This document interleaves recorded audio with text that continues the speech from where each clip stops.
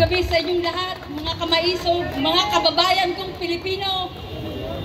Nagsasabi ako sa inyo ngayon na hindi si Tatay Digong ang naunang dinala sa ibang bansa at binigyan ng warrant of arrest ng ating Pangulong Marcos ngayon.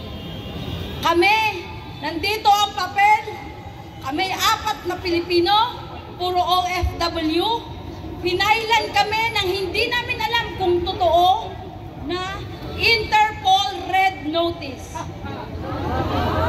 Ito nangyari totoo November 21, 2024. Dumating ang mga tao ni Torre sa office ng Prosecutor Makati.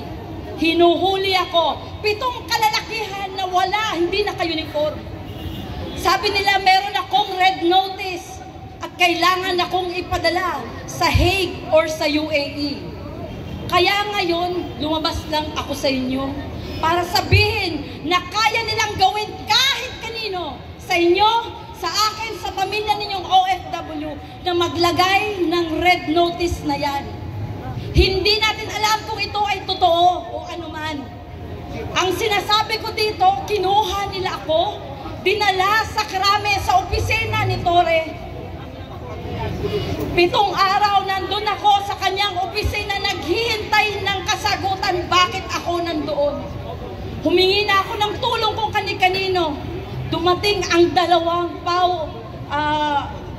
PAW na lawyers at sinabi, hindi ka dapat nandyan. Dahil ang Interpol Red Notice ay hindi warrant of arrest na katanggap-tanggap sa ating saligang batas. Di ba?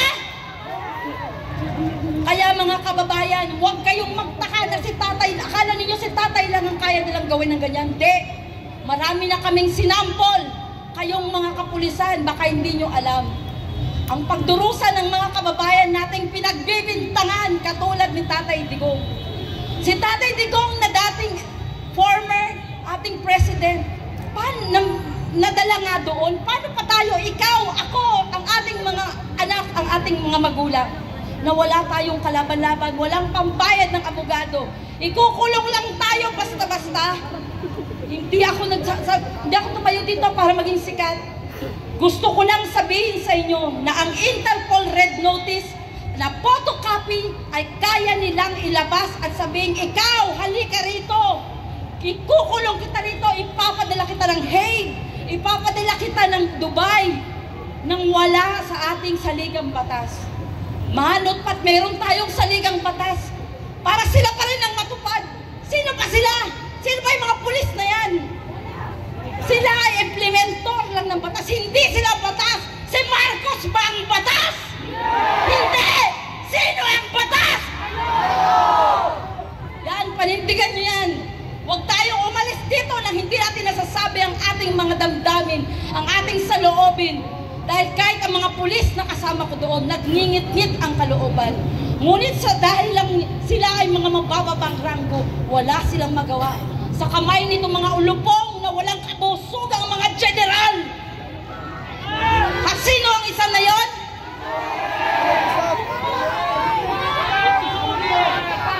Ang hindi mga namumulat, mamulat kayo ngayon. Ito ang katotohanan. Ito ay nangyayari sa panahon ni Marcos. Huwag kayong pumayag, huwag tayong pumayag. Manindigan tayo sa ating konstitusyon. Hindi po pwedeng sila ang maging batas. Lahat tayo dapat sumunod doon. Dahil ginawa ang konstitusyon para sa Pilipino, para sa Pilipinas. Hindi po pwedeng pag gusto nila, dadalhin lang nila suraan.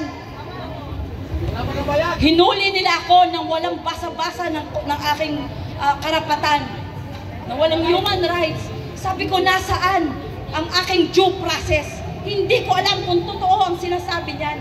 Hindi ko alam kanino nang galing yan. Walang sabi-sabi. 7 araw na nandun ako. Para akong kawawa. Nakahiga ako sa sahig. Ganyan ang gagawin nila sa inyo pag nagkaroon kayo ng ganito. Nang hindi nyo alam. Nang dahil lang sa gusto nila kayong kunin. Sino man sa atin kayang gawin.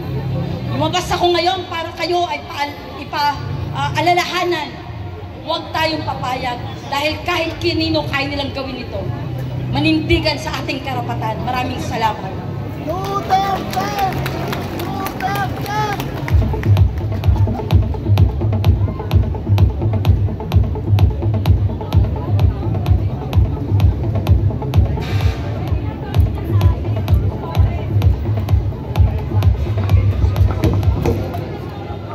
Salamat po.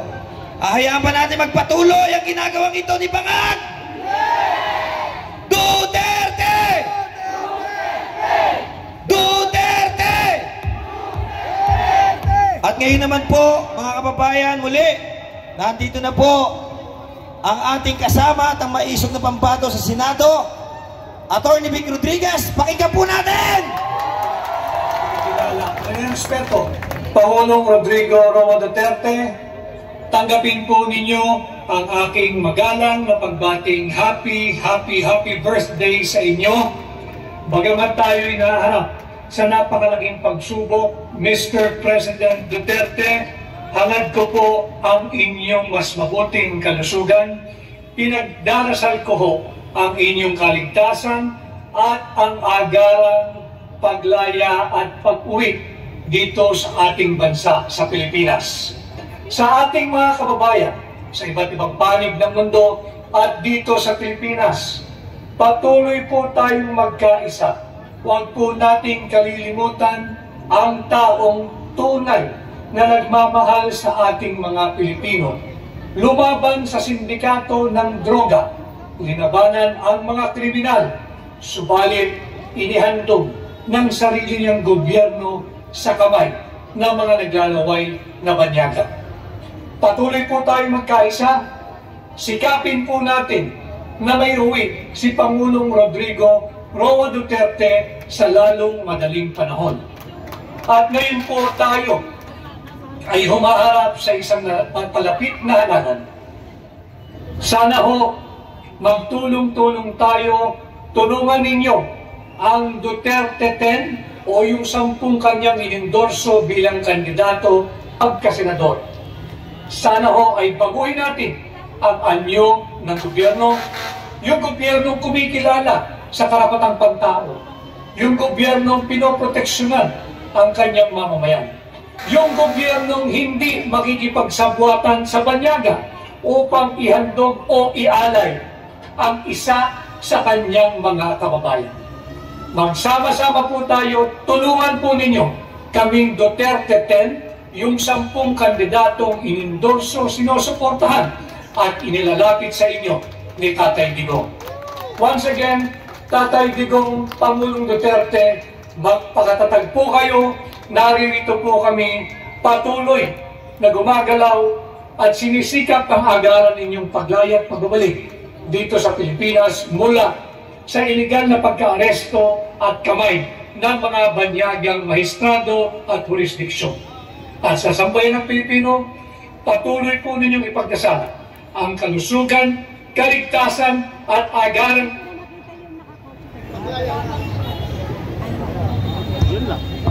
Mabuhay ang bansang maisog!